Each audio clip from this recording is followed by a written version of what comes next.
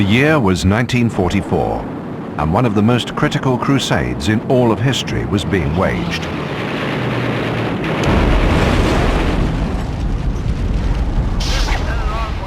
The aces, Richard Peterson, Bud Anderson, Chuck Yeager. More than 50 years have passed, yet the success of these pilots in World War II still resonates amid the growl of their airplanes.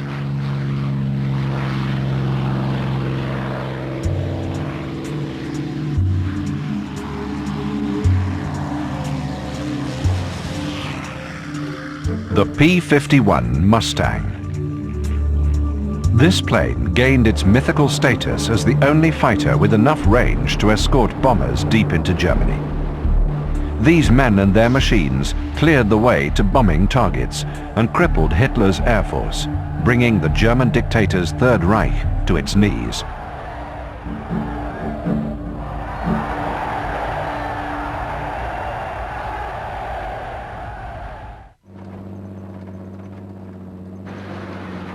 We picked up our first P51s in England in January of '44, picked them up at the assembly factory and flew them for about an hour and a half over England and landed at our base at Leiston. The next day we're sitting over Leipzig, Germany, fighting in them, and that was the transition.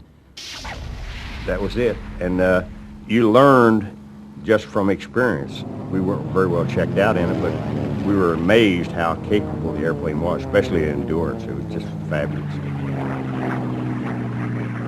It came at the right time, at the very time that the long-range bombers were having so many losses and were questioning whether daylight bombing was even feasible. Suddenly the P-51 appears.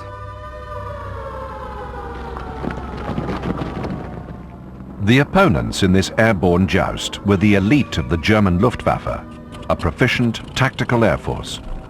The German pilots had dominated the skies for much of the war, flying thousands of missions in the worst of conditions.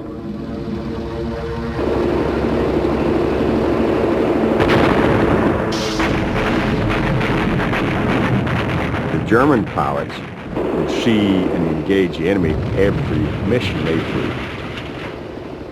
See, and that's the reason. If you look at the kills, like Eric Hartmann, 380, General Gunther Rahl, who's a very good friend of mine, and, you know, 270 or 80. An American fighter, on average, he flew about 50 missions over Germany, then he went home. We have flown already 3 years, or 4 years. And where I personally, but this is an example for many of them. I was injured in those days 3 times. I was in hospital. I was recovered, came back to the front line, flew again. So this is quite different attitude. The German fighter planes, the Me-109 and the Focke-Wulf 190, were known ironically as Jäger, the German word for hunter. They were short-range aircraft, able to dive, turn and reach great speed, outstanding in their armament, which shot down Allied planes with deadly efficiency.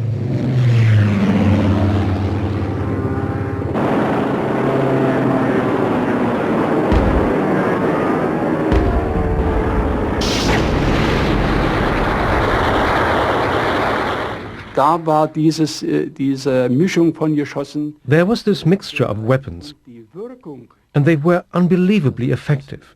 It was almost scary, the power we had.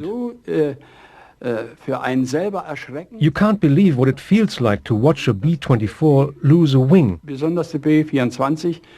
or even fall completely apart in just a few shots. The 109 was truly an excellent aircraft.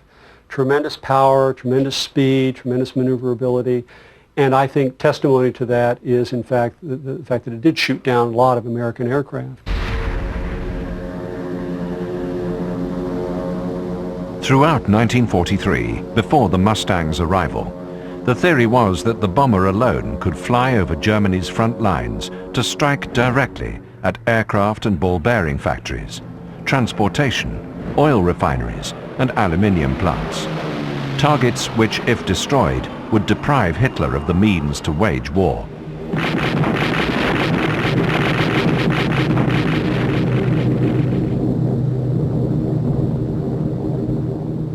The bombers evolved into flying fortresses, outfitted with guns front and back.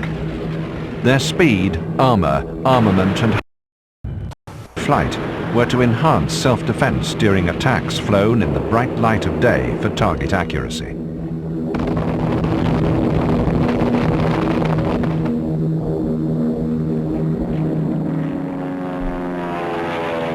Most existing US and British fighters could not fly to the bomber's maximum distance without running out of fuel. Fighters had only one role, and that was to defend the air bases from which the bombers flew. They were spot interceptors to prevent any sort of counterattack, but as far as escort fighters, not necessary.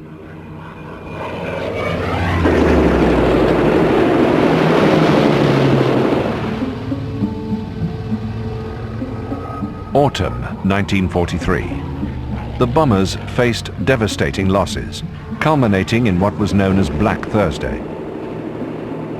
Hitler had massed his Luftwaffe forces.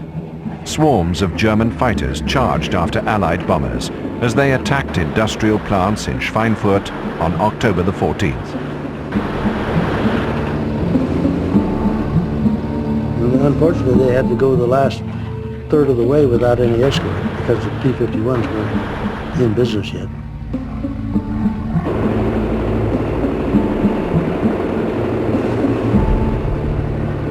And in that particular raid, there were roughly about 300 bombers in the thing, and they shot down 100 of them. That's 30%. In fact, it was 31% is what they lost. And the Germans were having a field day.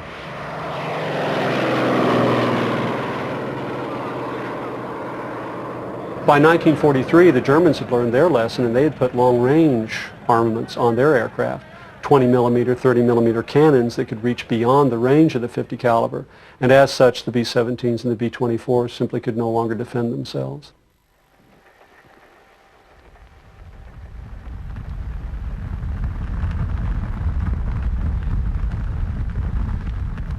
The skies witnessed slaughter on an unprecedented scale.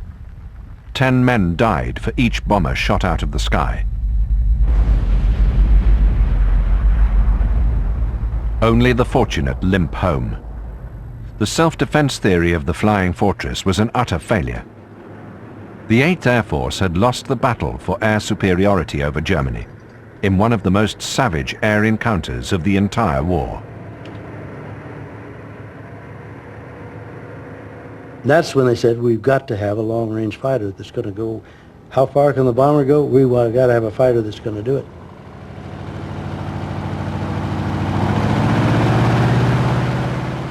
Enter the P51 Mustang, a long-range fighter that had been simmering on the back burner of the war for 2 years. For their first months in service, the new fighters were instructed to fly close to the bombers.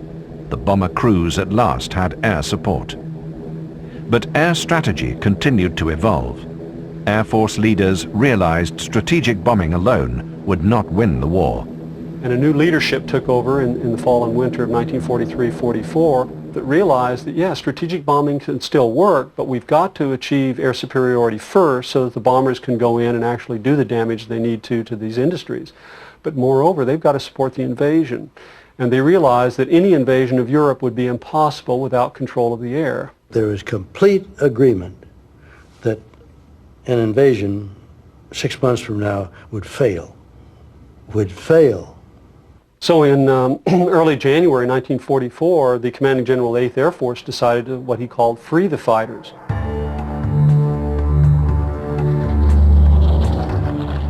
General Jimmy Doolittle declared that there would be a dual role for the new fighters.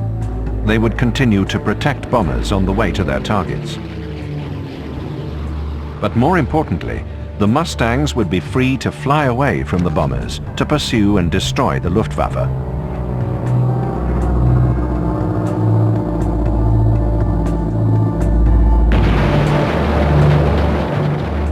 the Mustang cleared the skies over Europe to make way for an imminent Allied invasion of the European continent, enabling Allied troops and equipment to land with no threat from above.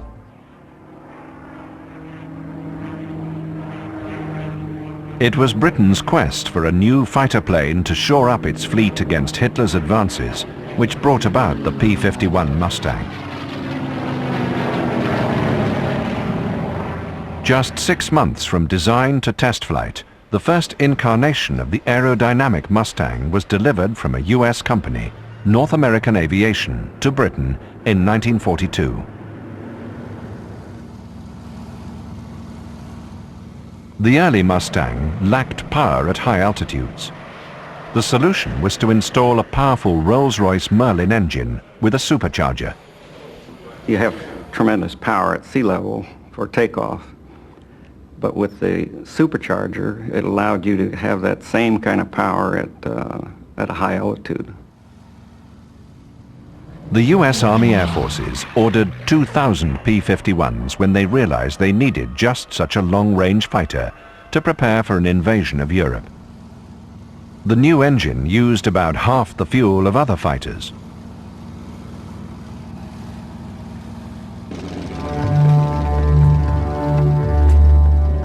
With its elevated nose, the Mustang had limited field of view on takeoff, causing pilots to weave down the runway so that they could see on either side.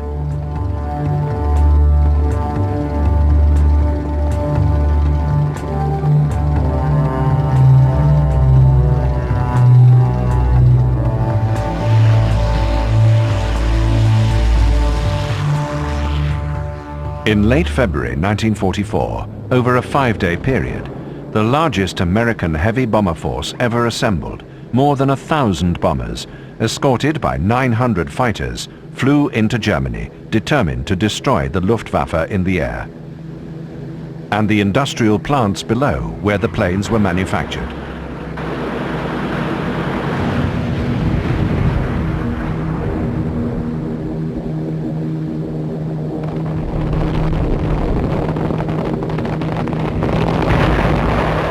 The fighters flew to protect the bombers as detached escort, free to roam ahead, above, or to break off and pursue the enemy. We used to do slow zigzags across them. They're going slower than we are, and we're trying to keep our speed up. So you make 90-degree turns and stay on top of them.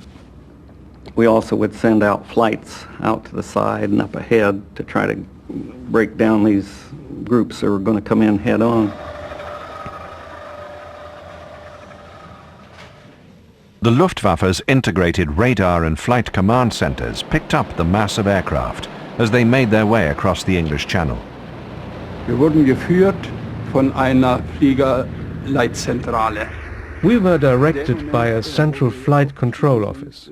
Wussten wir ganz genau, wo When we took off, they knew exactly where the American bombers and escort fighters were, und wir wurden and they led us straight to the planes. hieß die Führung. We saw the big contrails of these bomber streams, you know, and I was looking for the fighter escort. Where are they? And how are they? And how high are they? The minute you saw any contrails coming, you knew that it was the opposition. You got ready and you used your tanks up to the outside gas is up to its fullest. And you didn't use any inside stuff until you had to. And then you dropped the tanks and you were ready to engage. Richard Peterson engaged a German on one of his first missions. Got so excited, I didn't realize I was holding the trigger down. And I'm shooting holes in the sky all over the place and holding the trigger down because I was so excited. And I finally got strikes on this guy and he pulled the canopy and bailed. He went drifting on by me, standing at attention, gave me a highball salute and pulled the ripcord. And I thought, boy, that's pretty great. He had black boots on, a blue flying suit, and he had black gloves. It was great. The hackles on the... And I was, yay, shouting to myself in the cockpit, you know, about how great this was. But that was the first one I got.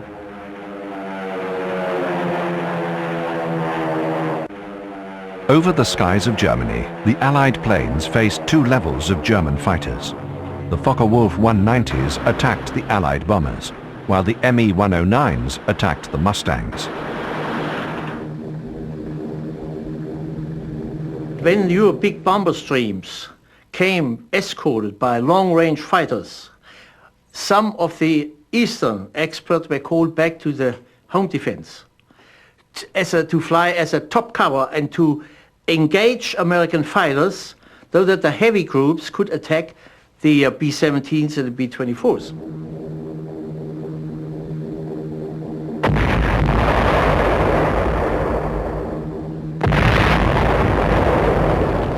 The American squadrons attacked and attacked again. Leipzig, with its sprawling modern aircraft production complex. Schweinfurt and Regensburg, responsible for producing ball bearings and airplane parts. Americans lost 150 bombers and 35 fighters. German casualties were much worse.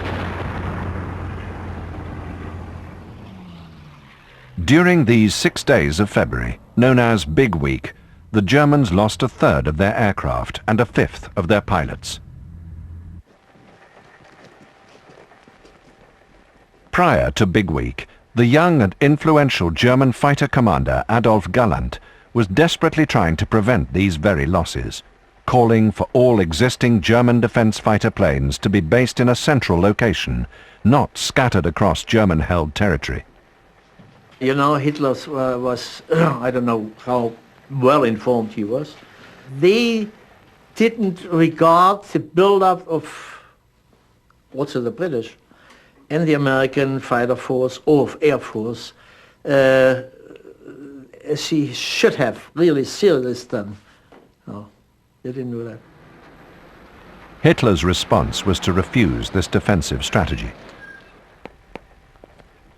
Instead, he informed Luftwaffe leader Hermann Göring that German forces should escalate their bombing missions against Great Britain.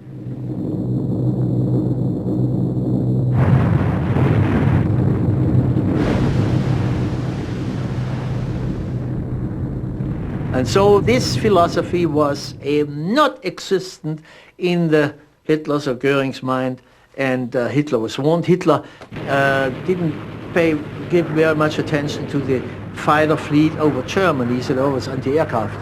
We stuffed the whole thing with anti-aircraft. We don't need these fighters. We got the lesson, you know. President Roosevelt, on the other hand, recognized in 1938 the need for heightened military air power. His push for aviators paid off at just the right time. There were 7,000 combat pilots in 1940. After Pearl Harbor in 1941, there were over 100,000.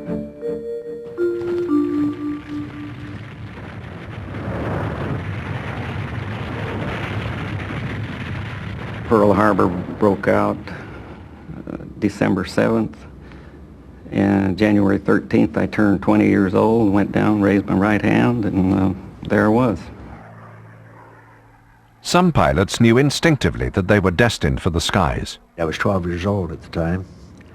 My teacher asked around the room, we'd go around when we started school, what we wanted to be when we grow up.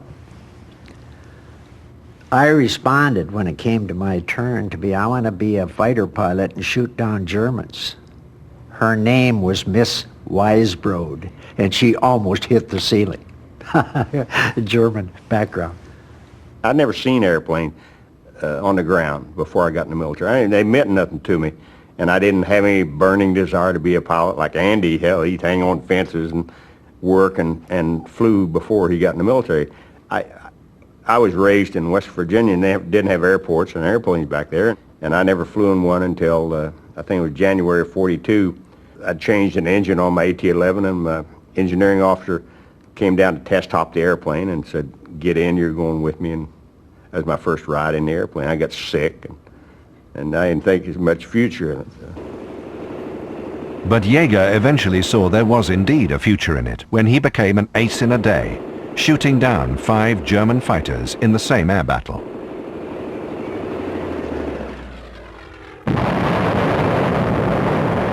But even good pilots had their bad days. After just 8 missions, Chuck Yeager got shot out of the sky by a Focke-Wulf 190 over Bordeaux. We were down south of Bordeaux and escorting B-24s, and some 190s jumped us, and I was tail-end Charlie in a flight and broke into them. I made a head-on pass, and I got hit 20 millimeters, making a head-on pass. So the thick armor-protected windshield saved my tail. A 20 millimeter hit it, and it crazed, and I lost about half the left wing, and the prop came off the airplane, and it caught on fire when I got shot down. And there was no time to panic. The 21-year-old pilot released his parachute and spiraled from 5,000 meters to the ground below, German-occupied France.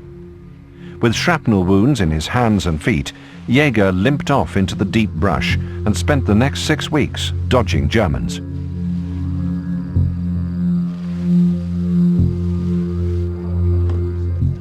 Meanwhile, the rest of the 8th Air Force was in the midst of the next stage of their quest for air superiority over Germany. The bombing target moved to Berlin, the home of Adolf Hitler. The armament on the Mustang would be decisive in influencing the outcome. Now, from the rear of the aircraft, you can see the back of the wing. This area here is covered, which covered the 3 chases of the ammunition. Our ammunition was called API, 50 caliber, armor-piercing incendiary. And it's a steel encased chunk of magnesium on the end, on the business end of the shell. So when you hit and got a strike on an aircraft, it was a flash. It also drove the magnesium in to set fire and explode the airplane. So that was the whole purpose of API ammunition.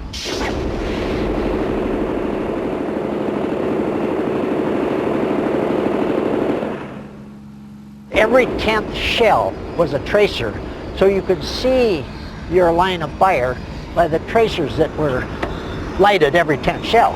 When you get near the end of running out of ammunition, every shell was a tracer, which alerted you to watch it, you're running out. It was now March 1944, just 3 months before D-Day. The goal was to lure the Luftwaffe into battle at all costs, and then destroy it through attrition. The way to get the maximum number of German fighters in the air was to go after a prize target. Karl Spaatz was Strategic Air Commander of the U.S. Army Air Forces in Europe. Jimmy Doolittle headed the 8th Air Force, tasked with preparing the continent for an Allied ground invasion. Spaatz tells Doolittle at 8th Air Force, no more diversions. I want all those bombers over Berlin. I don't want diversions. I don't want to try to confuse the enemy. I don't want those radio messages trying to get them to go in the wrong place. I want them to come up and find us. March the 6th, 1944. Fighter pilots awoke before dawn to the drone of bombers flying overhead. The slow-flying bombers left early. The Mustangs would catch up later. The fighter group gathered for a briefing. It's what the pilots had been waiting for. The map showed that they were flying to the eastern edge of Germany. Target, Berlin. The group went over the engine start times, rendezvous points with the bombers, targets, and courses home, information dutifully recorded on the back of the pilots' hands. The pilots synchronized watches before making their way to the awaiting Mustangs. Ahead lay Germany and the heart of the Reich.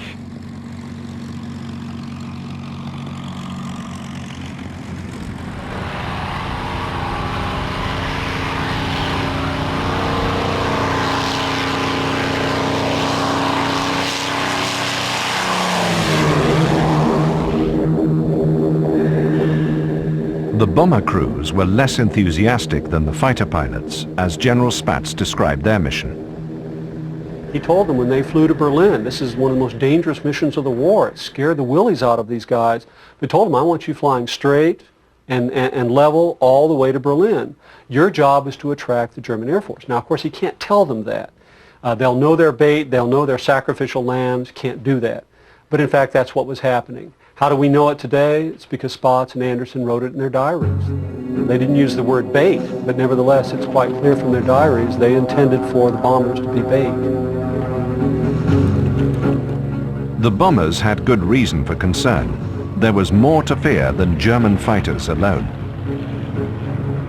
The Germans operated an early warning network of radar and gun batteries, all coordinated under the umbrella of the Luftwaffe.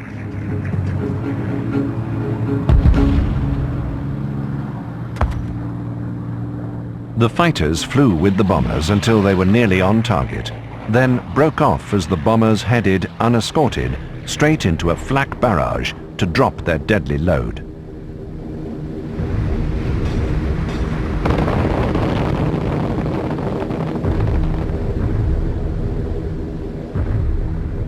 And from the initial point to the target, it was straight and level. And that's where they were so darn vulnerable. Oh, man.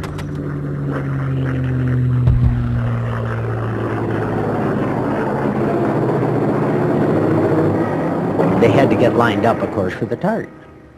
Get lined up on the bomb site, do the wind correction and all this kind of stuff. From the initial point to the target was their time for dropping the bombs. We would stay, boy, the flak would come up. You could walk on that stuff. It looked so black and heavy. You can see the bombers. The threat of flak did not stop Doolittle and Spatz from making Berlin a regular target. Over the next 16 days, the 8th Air Force would return 4 times. And it's very brutal warfare. It's the kind of attrition warfare we know from Gettysburg and from Petersburg in the Civil War. It's the kind of warfare we know from the trenches in World War I. It's attrition warfare. Kill more of them than they kill of you, and you win the war. You got to bleed the Luftwaffe so that when June 6th comes around, the German Air Force will not be there to stop it. The battles included some brutal realities for Richard Peterson. Normally, nobody, including the Germans, would shoot anybody in a parachute. It just wasn't done. I mean, there's no challenge with shooting a guy in a parachute, for God's sake. He is, I mean, he's had it. You can't miss. And here I came across this 109, and the sky was full of bomber chutes. Flak had gotten them, and it was target area. And this bitch was going from parachute to parachute, shooting up guys in parachutes. Oh, I got I mean, this was too much as far as I was concerned. And I didn't want to blow him up. I wanted him to bail. So I was pecking away at him, just hitting him. And I'd get strikes on him. And he knew I was there, and he knew I was getting strikes. He finally pulled the canopy.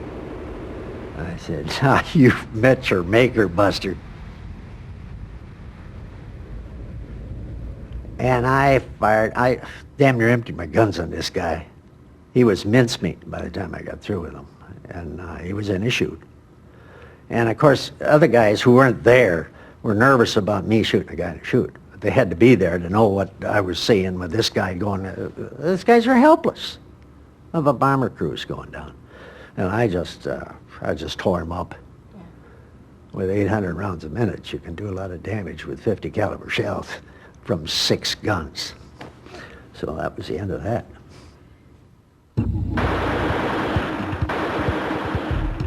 U.S. losses on missions to Berlin were high. 69 bombers and 11 fighters shot down on March the 6th alone, more than on any other day in the war. But the Mustang had overwhelmed its opponents. 1,000 German pilots were killed in the first months of the Allied air campaign, including 28 top-scoring aces. Hitler had put his faith in Blitzkrieg, a lightning war, massing all available men and material to ensure a quick victory. The Luftwaffe had exhausted its ranks. There were no reserves to replace the battered pilots. One of the key days in the air war over Europe was March 9th. This is where the bombers went to Berlin, and fighters went with them, and the German Air Force did not come up to fight. The Luftwaffe did not come up to fight. After that date, March 9th, There were days where the German Air Force would not come up. There were other days where they would come up in large numbers.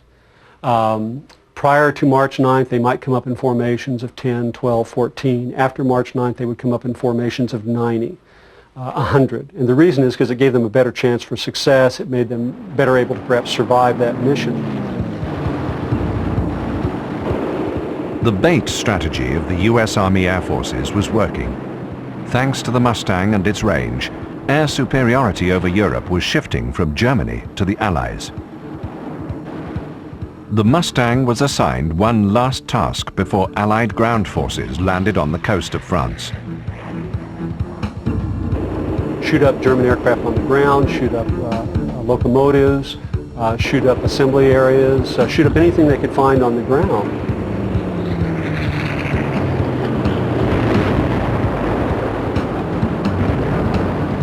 In fact, there are all sorts of after-action reports that, in fact, had fighter pilots claiming to shoot cows, arguing that, you know, it's part of the war effort, we need to shoot them.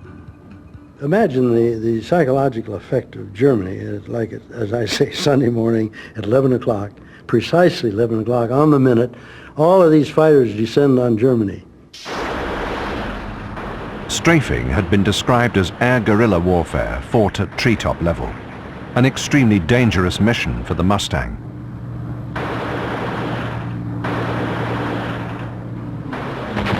It was not the airplane for the job. The P-47, the P-38 were by far better airplanes for the job. The P-38 had liquid-cooled engines, but it had two. So you shoot out one, still come home. The P-47 had no liquid cooling, it was air-cooled. So you could shoot the heck out of a Pratt & Whitney 2800 and it would still run. Connecting rods would be popping out of the cowling and the oil would go over. Guy just flew around. It didn't matter. P-47 very rugged. One little bullet hole in a Mustang and you're down. And all the great aces of World War II, except one in the European theater, went down to ground fire. The missions were useful, however. The fighters smashed communications and transportation networks and destroyed Luftwaffe aircraft as they sat silently on the German airfields. The strafing success prompted General Eisenhower's pre-invasion pep talk to paratroopers about to drop onto enemy territory. He kept telling them all the same thing. It was the only thing he'd really tell them with any assurance, and that was, when you look up, you're going to see airplanes, but they're going to be ours. And they were.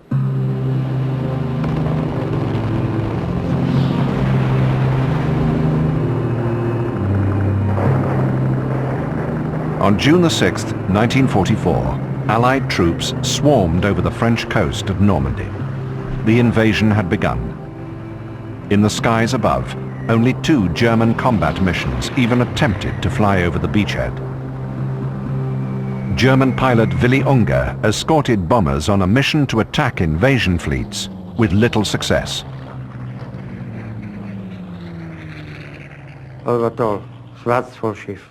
Terrific. Completely black with ships, my God. And they were all shooting at us. The bullets were zinging all around us, just like in the movies. As long as you weren't hit, you were fine. If you were shot at, that was it. You would fall into the sea. But it was truly fantastic. The sea was completely black with ships. It was a miracle I didn't get hit. Large craft, small craft, everything under the sun. Amazing. Mustang pilot Ted Conlin found no Germans to fight, so he decided to fly down to observe the Normandy landing. We dropped down to about 1,000 feet off the beach. All we saw were a tremendous number of ships and people being killed on the beach, and it was a very unpleasant sight, you know, from that viewpoint. So I was kind of glad to get back up on top and do our job up there. The invasion revealed a grim reality. The Luftwaffe were caught weakened and unprepared for the Allied onslaught. I had to go inside to retrieve my pack. When I came back out, my plane was gone. A training pilot flew it to Germany. So I had to find another plane. After searching around for a while, I saw a plane without a propeller. The maintenance crew took parts from 2 other damaged airplanes and we put together a propeller. And then I flew a day or so trying to get back to home base. I was completely exhausted. The Luftwaffe leader Adolf Gallant's memoirs state, "The enemy, our own troops and the general population asked the obvious question, where is the Luftwaffe?"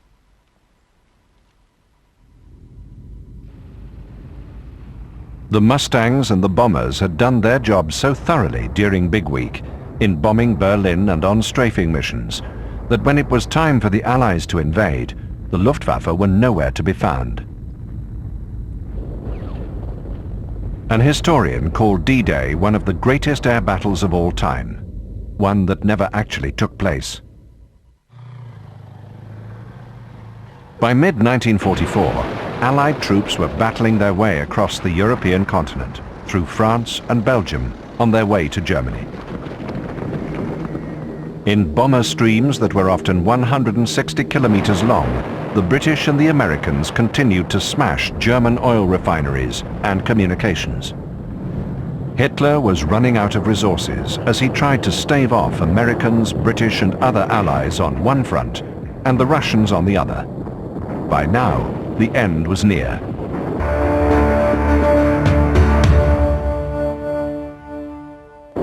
With the final air war raging above Germany, Chuck Yeager, shot down over occupied France, had made his way back to his squadron.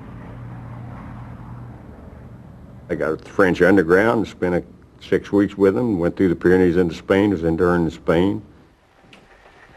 With the help of the French underground, and disguised as a woodcutter, Yeager made his way through southern France, then trudged through hip-deep snow over the Pyrenees.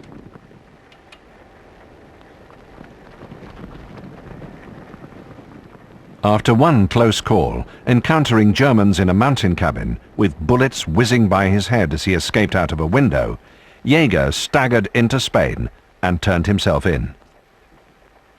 When he finally reached his squadron in England after 6 harrowing weeks, Yeager was told he would not fly combat missions again. If you're working with the underground, the Maquis, obviously, and if you go on another mission, you're shot down, then if you're captured, then you compromise the underground system. After refusing to go home and appealing directly to General Dwight Eisenhower, Chuck Yeager was allowed to continue combat flying. His permission papers can be seen peeking out of his pocket in this photo. It just so happened that the invasion started on June the 6th, 1944, and June the 8th I was allowed to go back on combat. Once he returned, however, Yeager had trouble finding any action at all. I only saw German fighters on 5 of my missions. That's all. When the Mustang pilots finally encountered German fighters, they were easy targets. The Luftwaffe was on its last legs. No fuel, few pilots, and little training. To add insult to injury, Hitler and his air commander Hermann Göring berated the Luftwaffe pilots for their losses, calling them lazy.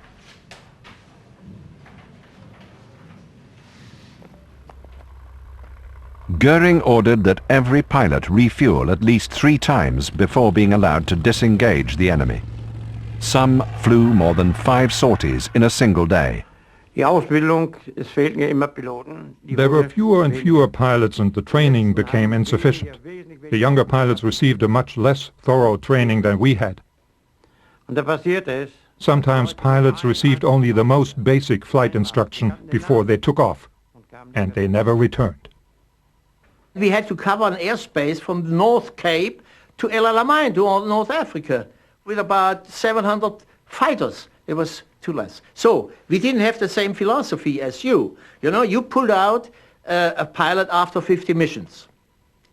We let them fly, and I always say, we had the chance to get an Iron Cross or Wood Cross. And we had tremendous losses, particularly from 44 onwards, in the home defense, what we called Reichsverteidigung. The average survivability of a young pilot were 3 missions and they were killed. And we knew exactly in every mission when we called, every second won't return to the base. And then you have to keep the fighting morale up. This is a problem. In his diary, one young German pilot wrote, "Every time I close the canopy before taking off, I feel that I am closing the lid on my own coffin."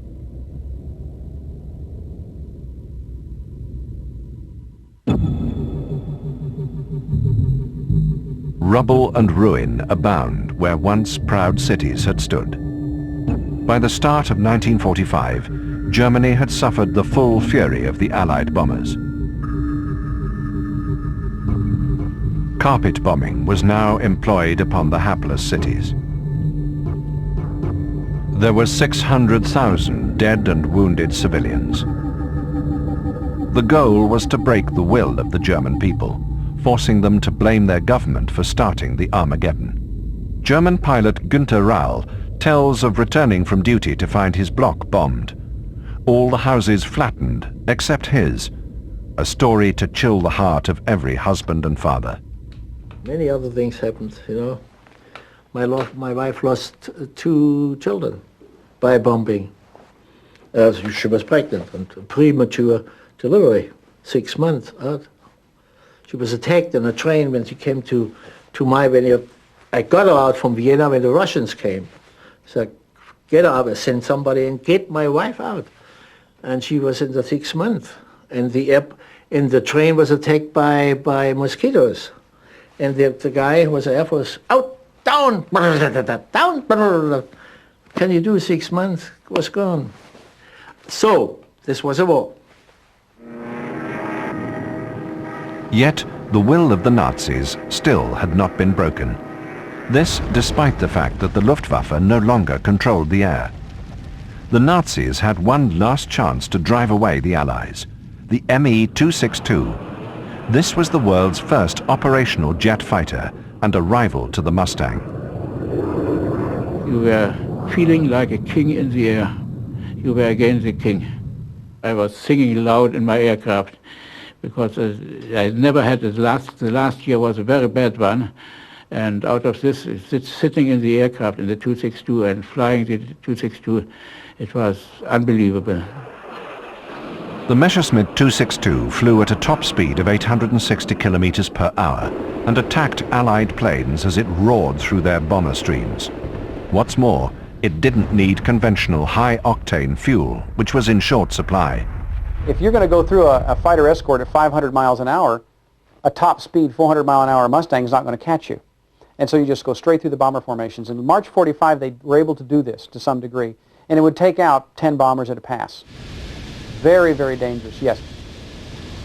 Hitler could have had this remarkable jet fighter earlier, but his mindset was purely offensive, so he ordered the Me-262 to be made a bomber.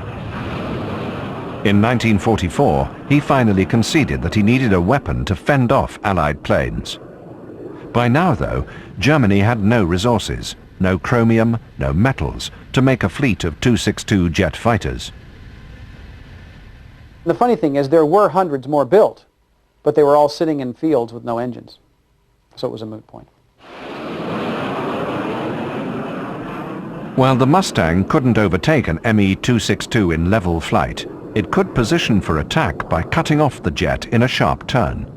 Alternatively, attacking the Me-262 as it attempted to land was another favored method. I just glanced out the corner of my eye and spotted this Me-262 was on the final about 3 miles out. He obviously was about out of fuel. And I rolled over and head on past him and pulled in. You know, I was doing it about 400 mile an hour and pulled in behind him and opened up at about 200 yards and got a good concentration of hits on his right wing. Right outboard wing blew off the airplane and he went into the ground about a mile short of the runway. It was very unsportsmanlike, but what the hell, that's the way it goes. By April 1945, bombers had simply run out of targets. 2 Allied fronts converged in the heart of Germany. Much of this success was attributed to the Mustang's role in achieving air superiority.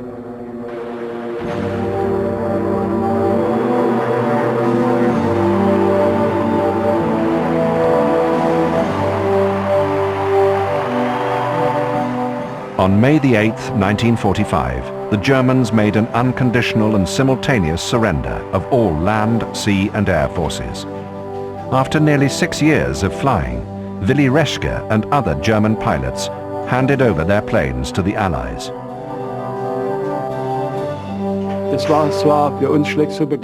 It was just difficult for us to conceive that the last shot had been fired, that the war was over, period. After 6 years, you get used to the war. The civilians as well. They've been through days and nights of bombings. They won't forget that for the rest of their lives. You can't just shake that off in one day. It takes time. After the surrender, Mustang pilot Roland Wright saw the destruction the bombers had wrought on the shattered country. Germany, Munich was practically totally destroyed. The building, just rubble everywhere. You'd walk down the streets, there was no streets, you know, just absolute rubble everywhere. And you could see the suffering that they had endured too over there. So it made you glad that it was all over, really. I felt that I did my part to bring that to an end, and that was it. The battles of 1944-45 in the European theatre were not the last the P51 Mustang would fight in. The Mustang floundered in Korea in the 1950s. Pilots flew low-level missions, constantly exposing the plane's vulnerable underbelly to ground fire and flak. As jet fighters arrived, the Mustang was decommissioned. Today, the most experienced pilots fondly remember, and some still fly, the mythical P51 Mustang, the dependable fighter that carried them straight to the heart of the Third Reich and ultimate victory.